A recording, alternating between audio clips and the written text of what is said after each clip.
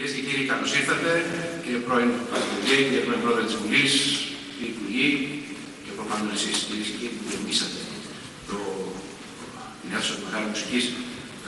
Mr. Krugman, the last guy who had such a packed auditorium was Woody Allen with the clarinet and the jazz band. Δίνω αμέσως το λόγο στον πρόεδρο του ΙΝΕΡΠΟΣ, του Ινστιτούτου Ερευνών και Πολιτικής Στρατηγικής και οικοδεσπότη μας απόψε, τον κύριο Γεράση Μαξένη. Όλοι ασφαλώς οι νεότεροι το έχετε διαβάσει, δεν το έχετε ζήσει, αλλά εμείς οι παλαιότεροι το ζήσαμε. Ο κύριος Αρσένης ήταν ένα κεντρικό πρόσωπο στην ελληνική οικονομική πολιτική τη δεκαετία του 80, διοικητής της Τράπεζας της Ελλάδας και αργότερα υπουργός Ελληνικής Οικονομίας και Οικονομικών. Αλλά πριν από αυτό είχε μια μακρά σταδιοδρομία στη διεθνή οικονομική ζωή, υπήρξε ανώτερος τέλεχος του ΟΣΑ, υπήρξε μάλιστα μέτοχος μιας πολύ ενδιαφέρουσας διαδικασίας της λέσχης του Παρισιού, ειδικευμένη στην ρύθμιση και διαπραγμάτευση κρατικών χρεών.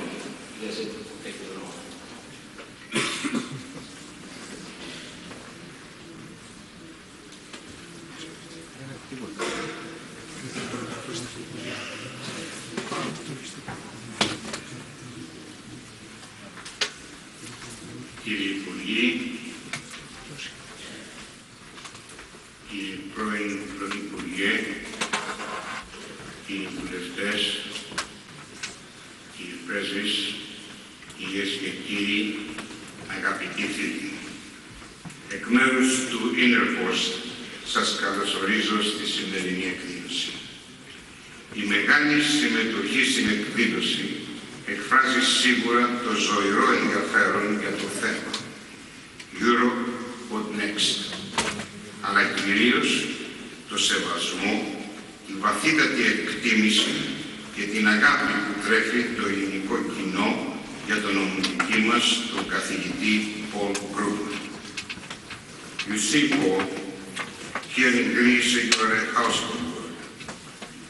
Στις δύσκολες στιγμές που περάσαμε τα τελευταία χρόνια, οι παρεμβάσεις σου για την ευρωπαϊκή και την ελληνική κρίση μας έδωσαν κουράγιο, μας ανέδειξαν το πραγματικό πρόβλημα με διάβγεια και καθαρότητα λόγου. Μας συγκίνησε η ευαισθησία σου για την ανθρωπιστική καταστροφή που επέφερε το πρόγραμμα της λιτότητας. Και εκτιμήσαμε ιδιαίτερα ότι είσαι από τις ελάχιστες προσωπικότητες που αντιστάθηκε στην κρατούσα ιδεολογία που καταλογίζει αποκλειστικά ευθύνες για την κρίση στην εθνική πολιτική και ανέδειξες ότι η κρίση στην Ελλάδα ήταν κυρίως το αποτέλεσμα της ευρύτερης ευρωπαϊκής κρίσης και των ελαττωματικών μηχανισμών προσαρμογής στο επίπεδο της Ευρωζώνης. Σε ευχαριστούμε από τα βάθη της καρδιάς μας για τη συμβολή σου και σήμερα θέλουμε να μάθουμε περισσότερα από σένα. Η σημερινή εκδήλωση συμπίπτει με ένα κρίσιμο στάδιο των διαπραγματεύσεων για την επίτευξη μιας ενδιάμεσης συμφωνίας. Η πρόσφατη λαϊκή εκδημορία απέριψε τη συνέχιση της πολιτικής λιτότητας και εσωτερικής προτίμησης, που όχι μόνο δεν βελτίωσε την οικονομική κατάσταση, αλλά οδήγησε σε μια άνευ προηγουμένου κρίση με πτώση του ΑΕΠ κατά 25%, αύξηση της ανεργίας στο 27%, σε ασφυξία ρευστότητα στην αγορά και ανθρωπιστική κρίση. Η συμφωνία της 20ης Φεβρουαρίου που άφησε ανοιχτή η δυνατότητα προσαρμογής προς τα κάτω του πρωτογενούς πλεονάσματος και κάποιες ευελιξίες στην επιλογή μέτρων ήταν ένα θετικό βήμα μπροστά. Όμως, οι διαπραγματεύσεις για το κλείσιμο της ενδιάμεσης συμφωνίας συναντούν σοβαρά προσκόμματα με αβέβαιες προοπτικές. Από τη μια μεριά οι ευρωπαϊκοί θεσμοί εμένουν πεισματικά στη συνέχιση της ίδιας πολιτικής που είχε επιβληθεί πριν από τις εκλογές. Από την άλλη μεριά δεν υπάρχει περίπτωση η κυβέρνηση να αθετήσει τη λαϊκή εντολή και να δεχτεί την πρώτων εκλογών οικονομική πολιτική. Το ερώτημα λοιπόν που γύρεται είναι εάν η Ευρωζώνη θα μπορέσει να δεχθεί και να αφομοιώσει στους μηχανισμούς ένα διαφορετικό μοντέλο προσαρμογής για ένα κράτος μέλος ή εάν τουλάχιστον για λόγους realpolitik θα ήταν διατεθειμένη να κάνει κάποιες υποχωρήσεις από την άτυπη στάση που κινεί μέχρι στιγμής για να αρθεί έστω και προσωρινά το αδιέξοδο. Αυτά είναι ερωτήματα που μας καίνε και περιμένουμε με αγωνία να ακούσουμε τις απόψεις του Krugman. Στο σημείο αυτό θεωρώ χρήσιμο για τη συζήτηση που θα ακολουθήσει να επισημάνω την ελληνική εμπειρία στην εξέλιξη της Ευρωζώνης.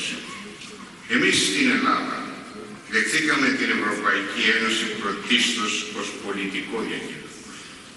Για λόγους ιστορικούς, γεωπολιτικούς και ασφάλειας. Το όραμα της πολιτικής ένωσης των Ευρωπαϊκών κρατών ήταν ιδιαίτερα ελκυστικό. Το οικονομικό σκέλος της ενοποίησης έπαιξε και αυτό σημαντικό ρόλο, αλλά δεν αποτέλεσε τον σκληρό πυρήνα του ευρωπαϊκού μας προσανατολισμού. Όταν το 1992 η Ελλάδα προσχώρησε στη συνθήκη του Μάστριχτ με στήριξη από όλα τα κόμματα πριν του ΚΚΕ, δεν μας είχε τυφλώσει ασυγχώρητη αφέλεια. Γνωρίζαμε πολύ καλά ότι η νομισματική ένωση ήταν ένας μετέωρος μηχανισμός. Μιλώντας μάλιστα ως εκπρόσωπος της τότε ασυμματικής αντιπολίτευσης στη Βουλή, αναγνώρισα ότι η συνθήκη του Μάστριχτ ήταν ένας ιστορικός πολιτικός συμβιβασμός χτισμένος σε σαφές οικονομικές βάσεις. Χαρακτηριστικά είχα πει και είχα προειδοποιήσει ότι στα κείμενα της συνθήκης δεν θα δείτε τον απόϊχο της λεπτής και βαθιάς σκέψης του Γκέτε ή την αρμονία ενός Μπετόβεν.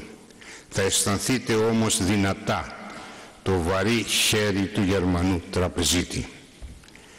Το ερώτημα τίθεται γιατί προσχωρήσαμε σε μια ατελή νομισματική ένωση που περιείχε πολλούς κινδύνους. Η απάντηση είναι ότι θεωρήσαμε την Ευρωζώνη σαν ένα πρώτο βήμα στην οικονομική ολοκλήρωση και την πολιτική ενοποίηση. Δυστυχώς, τα πράγματα εξελίχθηκαν διαφορετικά. Αν τότε θα μπορούσαμε να μαντέψουμε το μέλλον, η στάση μας απέναντι στη συμμετοχή μας στο ευρώ θα ήταν ίσως διαφορετική. Το αφήνω για τον ιστορικό του μέλλοντος να κρίνει εάν ήταν σόφρον να μπούμε σε ένα μηχανισμό χωρίς να έχουν εξασφαλιστεί εκ των προτέρων οι πολιτικές προϋποθέσεις και οι κατάλληλοι θεσμοί για την οικονομική σύγκληση των οικονομιών. Η συνέχεια είναι γνωστή. Η αρχή της εμβάθυνσης και της πραγματικής σύγκλησης των οικονομιών εγκαταλείφθηκε και αντικαταστάθηκε από την πολιτική διεύρυνση των κρατών μελών της Ευρωπαϊκής Ένωσης. Η ανακύκλωση των παγκοσμίων πλεονασμάτων δημιούργησε συνθήκες υψηλής ρευστότητας και εξαιρετικά χαμηλών επιτοκίων. Με το ευρώ, όλες οι χώρες της Ευρωζώνης θεωρήθηκαν εξίσου ασφαλείς για την επένδυση ευρωπαϊκών και παγκοσμίων πλεονασμάτων. Έτσι, διοριστήσαμε από την αρχή της οικονομικής σύγκλησης στην ονομαστική σύγκληση των επιτοκίων. Σημαντικά κεφάλαια εισέρευσαν στην Ελλάδα και χρηματοδότησαν κρατικά ελλείμματα στους Ολυμπιακούς Αγώνες, στεγαστική και καταναλωτική ζήτηση. Ιδιαίτερο χαρακτηριστικό ήταν ότι ήταν οι ίδιοι οι χρηματοπιστωτικοί φορείς που προσέφεραν αφιδώς χρηματικούς πόρους, πολλές φορές χωρίς αξιολόγηση των έργων ή και χωρίς εγγυήσεις. Το ΑΕΠ αυξήθηκε όπως και ο πληθωρισμός. Μέσα σε ένα κλίμα καταναλωτικής ευημερίας, προγράμματα διαρθρωτικών αλλαγών εγκαταλείφθηκαν. Η ανταγωνιστικότητα κατά συνέπεια υποχώρησε. Όμως η πολιτική αυτή δεν αποτέλεσε ελληνική μοναδικότητα. Ακολουθήθηκε από πολλές χώρες της Ευρωζώνης με μεγαλύτερη μάλιστα ένταση από την ελληνική εμπειρία. Η πολιτική αυτή αποτελούσε αναπόσπαστο κομμάτι της πιστωτικής φούσκας που αναπτυσσόταν στην Ευρωζώνη. Όταν η φούσκα έσκασε, τα βασικά ελαττώματα της Ευρωζώνης έγιναν εμφανή. Παραδόξως όμως, στους ευρωπαϊκούς θεσμούς, η πιστωτική φούσκα και η επακόλουθη κρίση δεν αναγνωρίστηκαν ποτέ ως απότοκα ενός ελαττωματικού ευρωσυστήματος. Η ευθύνη καταλογίστηκε σχεδόν αποκλειστικά στις ελληματικές χώρες που αποκλείστηκαν από τις χρηματαγορές. Εδώ αναπτύχθηκε μια ιδιόμορφη οικονομική του αποδιοπομπαίου τράγου, scapegoat economics, όπου οι χώρες που αντιμετώπισαν κρίση ρευστότητας έπρεπε να περάσουν το πουργατόριο της αυστηρής λιτότητας, της εσωτερικής υποτίμησης. Το πρόγραμμα εφαρμόστηκε στην Ελλάδα με ιδιαίτερη σκληρότητα από ένα επιτελείο τεχνοκρατών της Τρόικα, με ιδεολογικό φανατισμό και περιφρόνηση των στοιχειωδών λειτουργιών των δημοκρατικών μας θεσμών. Το παίγνιο αυτό τελείωσε. Διέξοδο μπορεί να δώσει μόνον η Ευρωζώνη. Θα μπορέσει? Και εδώ τίθενται μερικά ερωτήματα συγκεκριμένα. Πρώτον, η πολιτική που ισχύει και προπαγανδίστηκε από τον Σόιμπλε στη Νέα Υόρκη προημερών, της λεγόμενης μετριοπαθούς ανάπτυξης, με δημοσιονομική λιτότητα, περιοριστική πολιτική της Ευρωπαϊκής Κεντρικής Τράπεζας και ασύμετρη προσαρμογή των ελληματικών χωρών, αποτελεί πράγματι μείγμα πολιτικής για μια βιώσιμη Ευρωζώνη? Δεύτερον, διαγράφονται στον ορίζοντα πολιτικές προϋποθέσεις για ένα εναλλακτικό σενάριο με έμφαση στις επενδύσεις και την ανάπτυξη, με συμμετρική προσαρμογή μεταξύ πλεονασματικών και ελληματικών χωρών, με επεκτατική πιστωτική πολιτική από την Ευρωπαϊκή Κεντρική Τράπεζα και χαλάρωση λιτότητας στη Γερμανία? Αν όχι, ποιο είναι το μέλλον του ευρώ και ποιες οι γεωπολιτικές και πολιτικές επισημάνσεις στην παγκόσμια οικονομία? Και τέλος, πώς μέσα σε αυτές τις αβεβαιότητες μπορεί να προηγηθεί η Ελλάδα για τη διάσωσή της? Αγαπητέ Πολ, θα θέλαμε τη βοήθειά σου στις σκέψεις που μας τυραννούν. Και πριν κλείσω, θα ήθελα να ευχαριστήσω το Μέγαρο για τη συνδιοργάνωση της εκδήλωσης και το ξενοδοχείο Μεγάλη Βρετανία για την φιλοξενία που προσέφερε στον ομιλητή μας.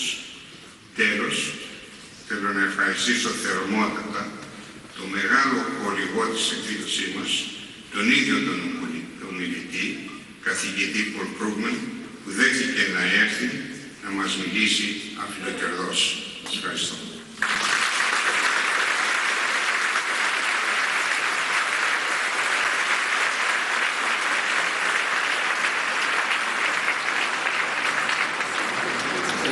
Νομίζω ότι, κυρίες και κύριοι, κανένας σας δεν χρειάζεται να ακούσει από μένα λόγια παρουσίασης του σημερινού ομιλητή. Ξέρετε πολύ καλά ποιον ήρθατε να ακούσετε και ξέρετε πολύ καλά γιατί ήρθατε να τον ακούσετε. Θα πω μόνο μια φράση ενός διάσημου συναδέλφου μου που έλεγε ότι στις 15 Σεπτεμβρίου του 2008, όταν πέθανε η Lehman Brothers, μαζί της πέθανε και η οικονομική επιστήμη και στους δρόμους, εκτός από πτώματα μετοχών και οικονομικών οργανισμών, μετράγαμε και πτώματα οικονομολόγων που μέχρι την προηγούμενη μέρα θεωρούσαμε γκουρού. Ένας από τους λίγους επιζώντες αυτού του ναυαγίου είναι ο Πολ Krugman, ακριβώς επειδή υπήρξε ο επιφανέστερος από την μικρή ομάδα των οικονομολόγων που μέχρι το 2008 αμφισβητούσε το ως τότε κυρίαρχο δόγμα. Και με το κύρος που του δίνει αυτό, μάλλον το κύρος που του δίνει αυτή του η στάση, αυτή η συνεπής πνευματική, ακαδημαϊκή και δημόσιου λόγου πορεία, επιτρέπει στην κριτική που έκτοτε ασκεί, στον κριτικό του λόγο, να βρίσκει πολλά ευαίσθητα αυτιά σε όλο τον κόσμο και φυσικά στη χώρα μας. Δυστυχώς δεν έχει βρει ως τώρα αυτιά που να τον ακούν στις κυβερνήσεις της Ευρωπαϊκής, της Ευρωζώνης ή τουλάχιστον στις κυρίαρχες κυβερνήσεις της Ευρωζώνης. Αλλά ποτέ δεν είναι αργά για να ελπίζει κανείς. Παρακαλώ πολύ. Mr. Krugman, you may take the floor.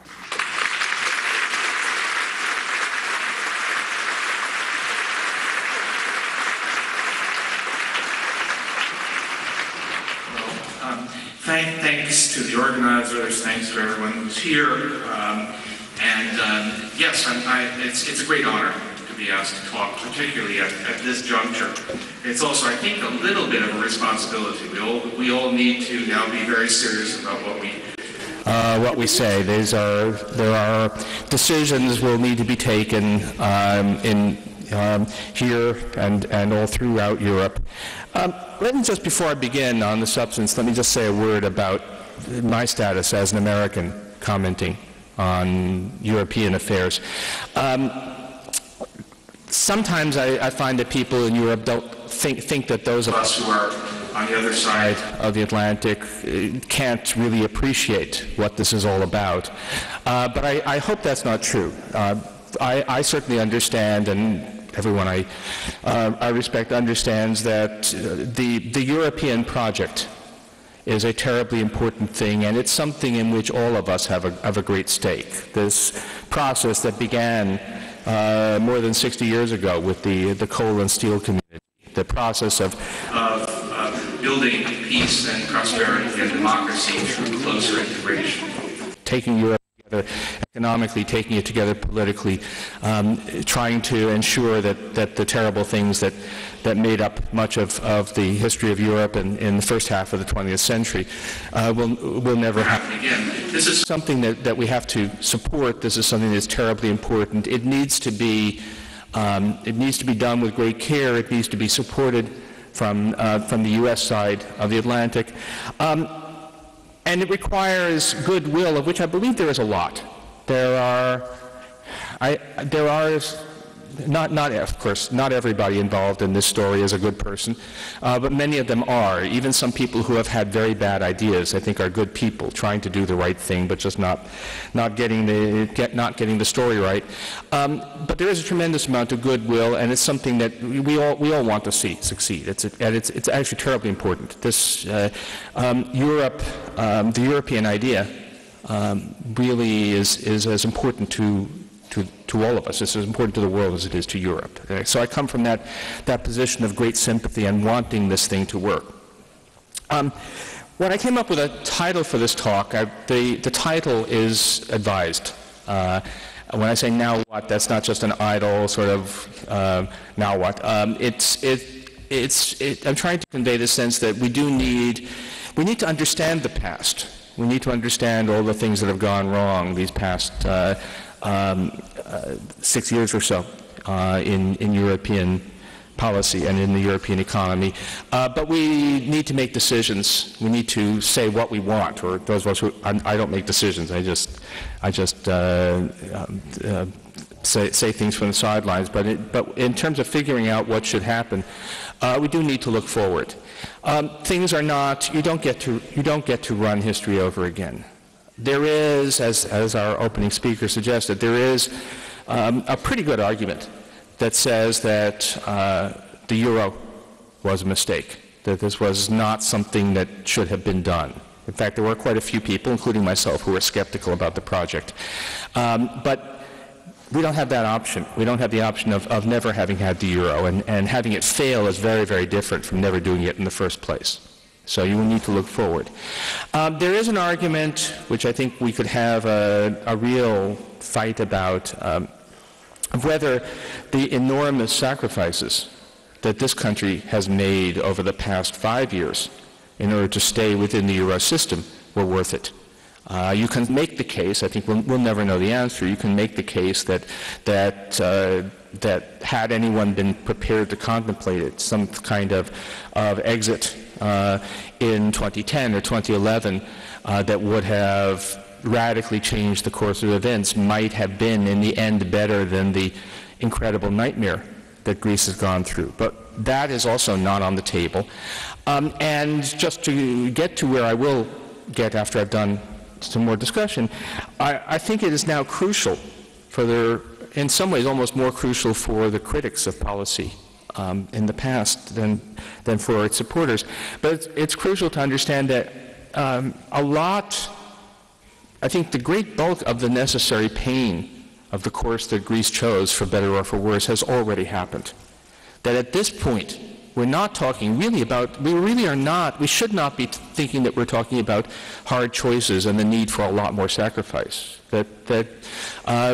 that's been there. That's happened. At this point, there ought to be room for a deal between the people of Greece and the European, the rest of Europe as a whole. That is to everybody's advantage. It's not. It shouldn't be. We shouldn't think of this as a necessary confrontation. This is something that we ought to be able to resolve in a way that is good for everyone. Now, the fact that something ought to be, that good things should be possible, doesn't mean that they happen. And history tells us that a lot. And so we know that it could go very badly wrong. But you want to, and I'll try to explain why, you need to think of this as being a situation where there is a way forward that does not involve a radical break. It doesn't have to, you have to always bear in mind that there are different possibilities. But I'm going to be less pessimistic in a way than I might have been if I were giving this talk a few years ago. All right. It's a little abstract. Let's talk for a moment about the euro. There was you have this project, the European project, greater integration, support to democracy. Democratization is a precondition for becoming part of the European community, and the European community's advantages are a reward that goes for democratization. Peace is a crucial part of it. This is all about creating a good place, creating a good society across all of Europe. And it's been, if you take the long sweep of it, it's an enormous success story. It's one of the best things that has ever happened in the history of humanity. In the 1980s, it became widely accepted among European elites that the natural next step after the enlargement, after the Single European Act, was to move to a single currency. This was not well thought out. There were good reasons to worry about that. We have a lot of hard thinking over the generations and a fair bit of evidence on what is required to successfully operate a single currency. And the wall that you need to climb is quite high. To make a single currency work, as best we can tell, you need not just a lot of trade to make it worthwhile. You need a lot of integration on other dimensions. It's crucial to have a banking union. If you're going to have a single currency, then you need some shared responsibility for making sure that the monetary system, which means the banking system, is stable and intact. It has long been argued and appears to be confirmed by events that fiscal integration is terribly important. I still sometimes find people asking me, well, the United States has a single currency across a vast continental area. Why should Europe have any more trouble with that? And the answer is, well, think about what happens when Nevada or Florida has an economic crisis. The pensions are paid for from Washington. The health care is paid for from Washington. The banks are bailed out by Washington. And Europe doesn't have any of that, which means that it is very difficult. It's really problematic to operate this currency area. The big concern has always been, to use the jargon, asymmetric shocks.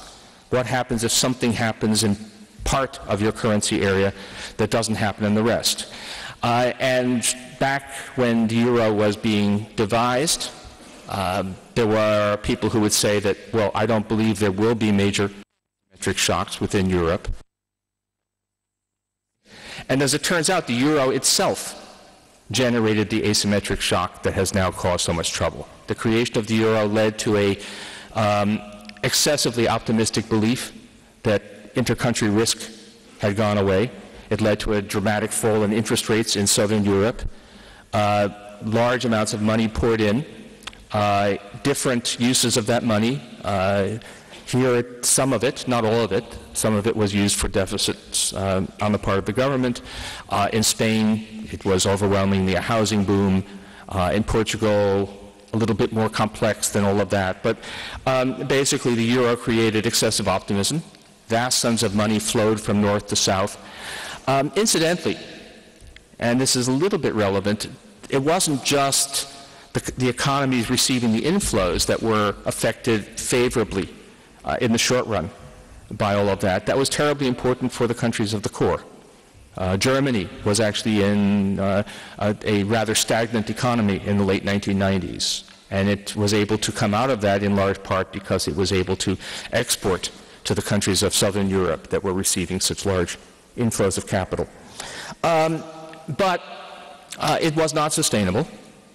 There was a moment when all that optimism went away. We had housing busts, we had a general loss of confidence, and then, of course, the events of late 2009 here, where there was an abrupt loss of confidence in the fiscal position of the Greek government. I'm going to get to that in a moment. Let me just enlarge a bit on the problems of the euro as a whole, which are not simply the question of how do we adjust here in Greece, how does Spain adjust. Even if we ignore the problems of national adjustment, there are major difficulties on the part of Europe. The way I would put it is that given the way that the European system works, there is a deflationary bias in the whole system. When countries are in trouble, they are forced to cut. There's austerity on the part of countries that are having a bad time. There is no corresponding pressure for expansion on countries that are not in trouble. And there is no significant common budget that can serve as a source of expansion. So if you look at what happened after the beginning of the European debt crisis, you had severe austerity in the debtor countries, here, Spain, Portugal, Italy, Ireland. You would think, well, surely there must have been some offsetting expansion in the core countries, the countries that had healthy position fiscally, but in fact they did austerity too. Not a lot. Sometimes you find Northern Europeans talking as if, well, we've done a lot of austerity and we're doing fine. They have not done austerity on a tenth the scale that you see here. But still, what you had was a little bit of austerity everywhere and extreme austerity in the South, which means that the European economy as a whole is suffering from fiscal contraction in the face of a depressed economy. Fiscal contraction in the aftermath of a financial bubble, which is exactly what you should not be doing. Don't want to be too much of an ugly American here. The United States has not done a great job on this. Actually, it's sometimes slight aside. It seems to me that there's been a competition since 2008 between the United States and Europe as to who can mess things up worse. You're winning, but not by that much. But that's a different issue. But this is a broad problem, and even if we didn't know, even if we completely ignore the differences in country experiences, Europe as a whole is a weak economy. It's not quite in deflation, but it's far below target inflation. There are other reasons to believe that there are long-term problems in that direction. The demography of Europe is unfavorable. The working age population of the euro area as a whole is now declining. There are many reasons to think that Europe is at strong risk of experiencing something like what Japan has been going through now for 20 years, or as some of my friends put it, Europe as a whole is starting to look a bit like Japan without the social cohesion. It's like Japan, but with much more suffering involved. The humanitarian side is far worse. So there are underlying European problems that would be there even if we didn't have the problems of Greece and other debtor countries. All of this has been made worse by misdiagnosis. And so the really upsetting thing, I guess I would say, for those of us who like to hope that economic analysis can be useful, has been the determination of many key players in the European scene to believe in to tell a story that is not what actually happened. The story is that the problem is all about fiscal irresponsibility, that it's all about spendthrift nations, and that the solution is simply one of being fiscally responsible and everything else will fall in place. And that is simply, clearly not true. First of all, you can't tell the fiscal story at all, except for Greece. The other countries in trouble didn't even have significant budget deficit issues. Even in the case of Greece, the fiscal deficits didn't come out of nowhere. They were in effect pushed upon the country by those flows of money. And even in Greece, as of 2009, the debt level was high, but not out of the range that countries have successfully coped with. The reason that things went so bad is the fundamental inflexibility of a single currency without fiscal integration. And policies needed to be built to deal with that. We're not going to be able to rebuild Europe completely on short notice, but the policies need to take into account that weakness. They did not. Policies were imposed, treating it as all as a morality play. Oh, there are countries that have sinned, they have spent too much, and now they must pay the price of that sin, and they will be redeemed through suffering, and, well, that's not how economics works. Economics is in the end, a technical subject. You need to get things that work. It's in the service of moral goals, but the actual workings need to be understood technically, and that's not what actually happened. When people talk about the technocrats coming here, that actually annoys me, because the remarkable thing is how little technical clarity we've had. So much of what we call technocratic in Europe is actually an attempt to impose values and ideology rather than thinking clearly about what the problem is. I'm violating my own rule here and talking too much about the past, so let me try to move forward. All right, how did things get as bad as they did here? I think we understand that quite clearly. Greece, like the rest of Southern Europe, but let's just focus on the Greek situation, which was the worst. Greece had managed to build up a level of debt that was excessive, not as excessive as people now portray it, but it was excessive, had a budget deficit that was not sustainable, had become uncompetitive, had a period when, because all of that money was flowing in, Greek costs rose. In effect, Greece had an overvalued currency, except that it did not have a currency. It was forced into an adjustment, and it turns out that the adjustment, which was entirely one-sided, was entirely based upon Greece contracting with no real offset from any other source, was doomed to be very costly and fail to deliver the results that were assumed.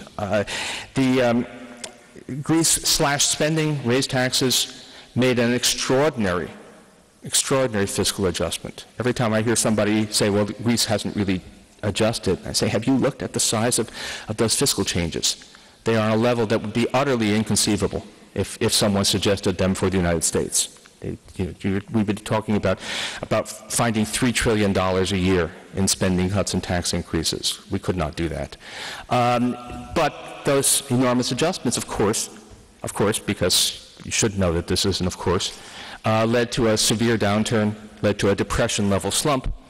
That slump in itself meant that the progress on the budget deficit was much less than you might have expected, because the economy shrank, tax receipts shrank. Greece also needed to undertake internal devaluation. Greek costs and prices did need to come down. It had become uncompetitive. But when you combine that with the shrinkage of GDP in real terms, what you find then is that the debt-GDP ratio, which is everybody's measure, soars not because debt is rising rapidly, but because GDP is collapsing. And so the debt situation looks worse after 5 years of nightmarish suffering than it did at the beginning. Was there a way out of that? Interesting question, but actually not one we need to answer. You can argue that if Greece had never entered the euro, it could have simply devalued its currency. That would have caused a lot of problems with debt, might well have led to a default, but then you can imagine an alternate history in which Greece had never joined the euro. You could have imagined that Greece after 2009 would have had and experienced something like Argentina after 2001, where they devalued the peso, defaulted on a lot of their debt, and after about a year and a half of extreme pain had a rapid recovery. But that wasn't done, and there were reasons not to do it. Much, much harder, much more disruptive economically, politically, to leave the euro than simply to devalue the peso. So that was not done. Enormously costly. But the thing to say now is that the bulk of the painful adjustment has already happened. Thinking about Greece, what do we see? I still would argue that the core issue is in fact competitiveness. That certainly at this point, the fiscal issues, you have to find a resolution, but you do need to, the thing that made it so difficult to deal with the situation as it was 5 years ago was the question, how do you get your economy competitive without being able to devalue your currency? It's extremely hard, extremely costly to bring down wages. In fact, historically, the usual rule is that wages do not fall.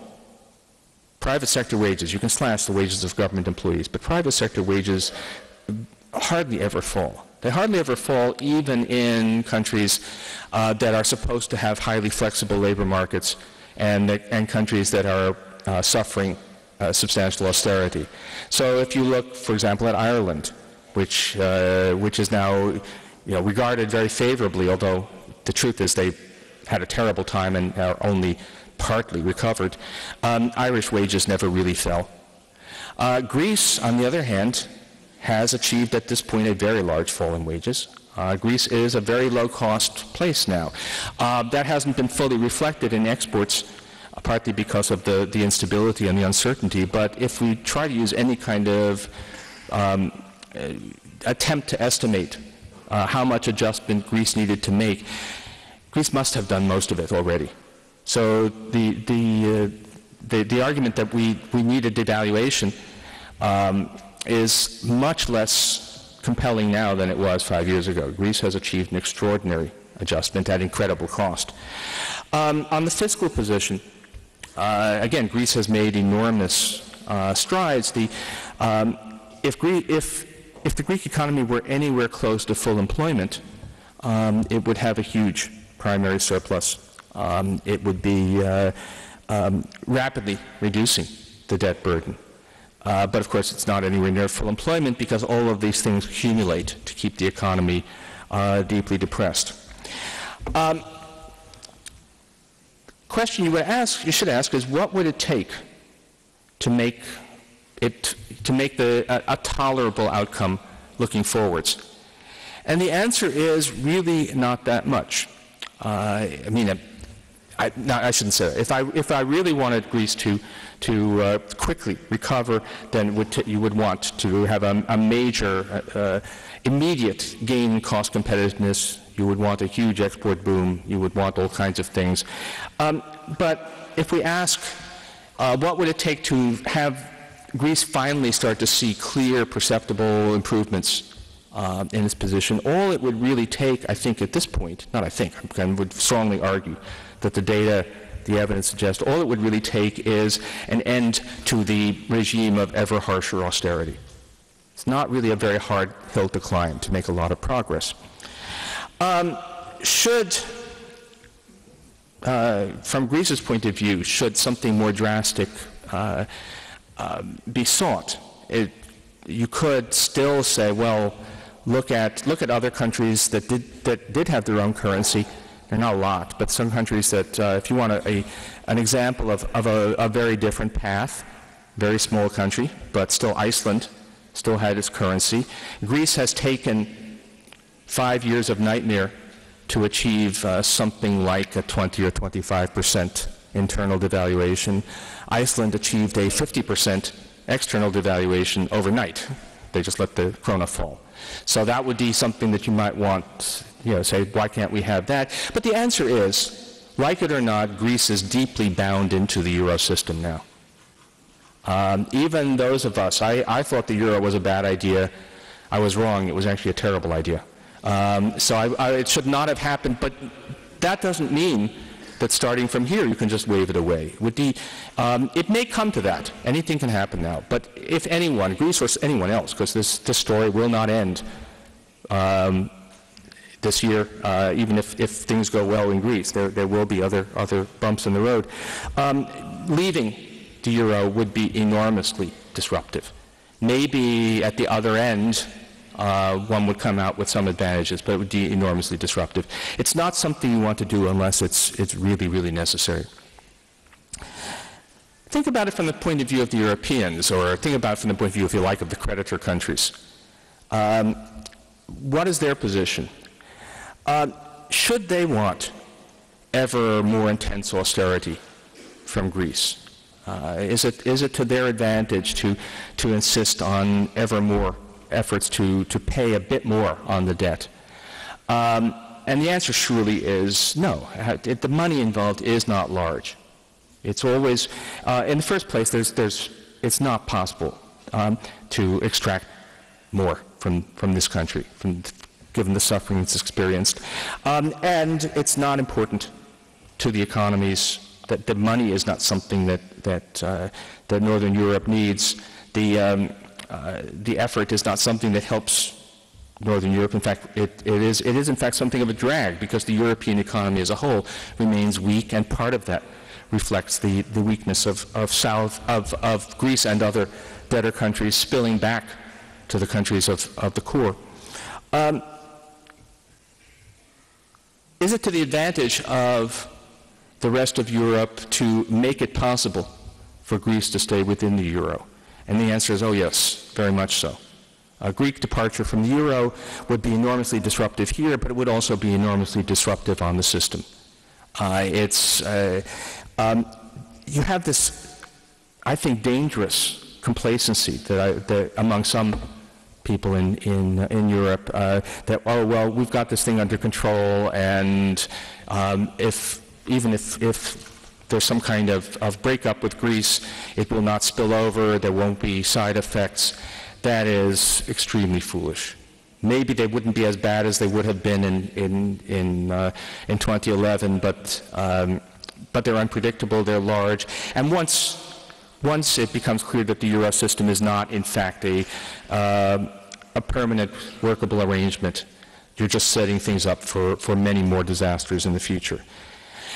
So, what would it take? Something that says that Greece is not going to have to keep on tightening, not going to keep on tightening the screws, that it will not ask for large flows of aid. The primary budget surplus will be small and not growing, but it will not move back to a primary deficit. There's a case for that it would be a good thing if that happened, but it's not going to. So it would not, but it would be a primary surplus that would be small and not forced to keep on rising. That you would have, maintain the competitive advantage that has been achieved at enormous cost. Structural reforms. Everybody needs structural reform. How can you be against structural reform?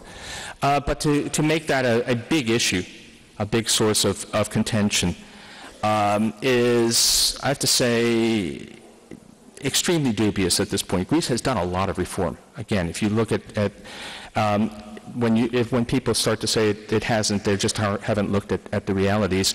And in any case, there's a kind of fetishism of structural reform in the European discourse that goes well beyond any actual evidence. Actually, I will tell you a story. If you know that before the crisis, Ireland was praised for all the wonderful structural reforms that it had done, up through 2006. George Osborne, the British finance minister, had given a speech praising Ireland as a shining example of what could be achieved. Then they hit their crisis, and suddenly everyone is saying what Ireland needs to do is structural reform. And Kevin O'Rourke, who's a very fine Irish economist, said, well, maybe we should have done less structural reform before, so we could have held some in reserve to do when the Troika demanded it. Okay, it's gallows humor, but the point is that this should not be a stumbling block. That there is the shape of what should be the I'm going to call it a deal, but it's actually the solution that everyone should want, which is a moderation. No, not a reversal of all the austerity that has taken place, but no more. Of course, reforms where they can be done. Preserve Greece's position and work. The real structural reforms that are needed are not actually so much here, though again, there always are things that should be done. But what you really need is a reform of the euro system. The euro system as it was in 2008, 2009 was an accident waiting to happen. It was a system that was a single currency without the necessary supporting safeguards that make single currencies workable. At the very least, there has to be banking union. There needs, as far as one can move towards it, I know it's a long ways off, much more fiscal integration. It needs to become more of a transfer union than it is now. It's not much of one at all. And a shift in underlying policy. Given all of these weaknesses, Europe really needs to bend over backwards to make sure that in normal times, monetary and fiscal policy are relatively expansionary, because it has this inherent bias towards deflation and contraction, which needs to be actively offset. Europe, much more than the United States, really needs to be worried if inflation in the euro area as a whole is below target. Even if if the numbers, there may be some growth or whatever, but if with core inflation in Europe running at 0.6%, that's actually disastrous. That's a terrific failure of policy. Europe cannot afford to be in that kind of position. So reform is needed in the European system. Doesn't happen all at once.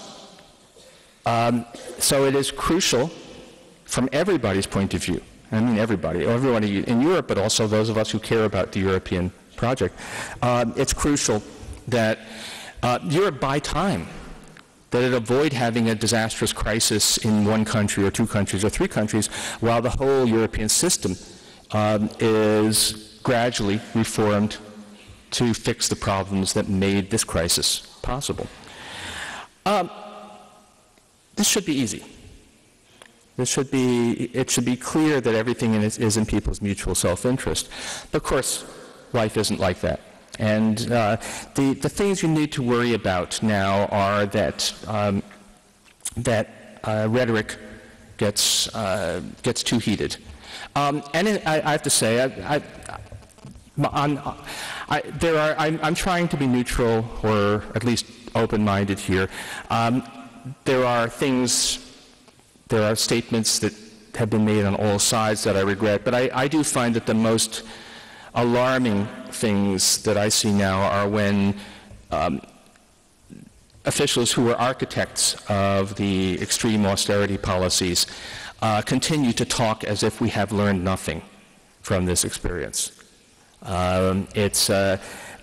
Okay, just to not to put a name on it, we hope that Wolfgang Schäuble is not actually speaking for the German government at this point, because it's talking as if we have learned nothing about the experience of from the experience overwhelmingly confirmed that the fears that many of us had about the effects of austerity policies were real. That in fact you cannot count on competence to offset all of the negative impacts of slashing spending and raising taxes in a depressed economy.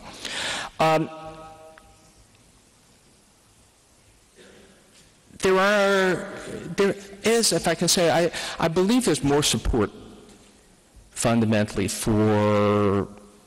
not necessarily for the current Greek government in all details or for anything like that, but for the general position that there needs to be a revision of the policy.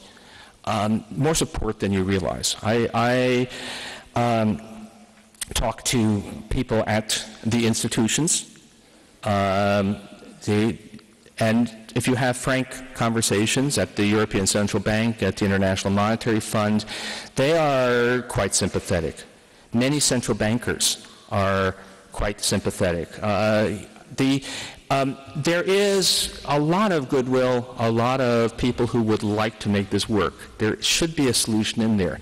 It's going to be terribly hard to get past, but but I think if, on the one hand, you don't just give in. You don't just say, okay, well, look, we're going to allow ourselves to be bullied in the way that we have year after year. But on the other hand, you don't want to stake out a position that makes everyone seem to be your enemy, because they're not. This is really important. It's an interesting thing. Greece, I think there are still some people who regard Greece as a problem, you know, and if only we can, let's cast Greece into the outer darkness, and then we have then Europe will be fine. But that's exactly wrong. Greece has in fact served as an object lesson in the incompleteness of the attempts to build a single currency. And those failings in the system need to be fixed, and in the meantime, a workable arrangement by which this country can move forward needs to be reached. I'm hoping very much that happens. God knows what is really happening at this point, how much of what we hear from the discussions is real, how much is posturing. I actually have the suspicion that the officials themselves don't know what is real and what is posturing. If you have, my limited experience with real policymakers is that they are far less in control, far less certain about what it is that they themselves are doing than we like to imagine. But this can work, and we really, really want it to work. As a friend of Europe, I really hope that this can be made to work right now, and best of luck. Thank you.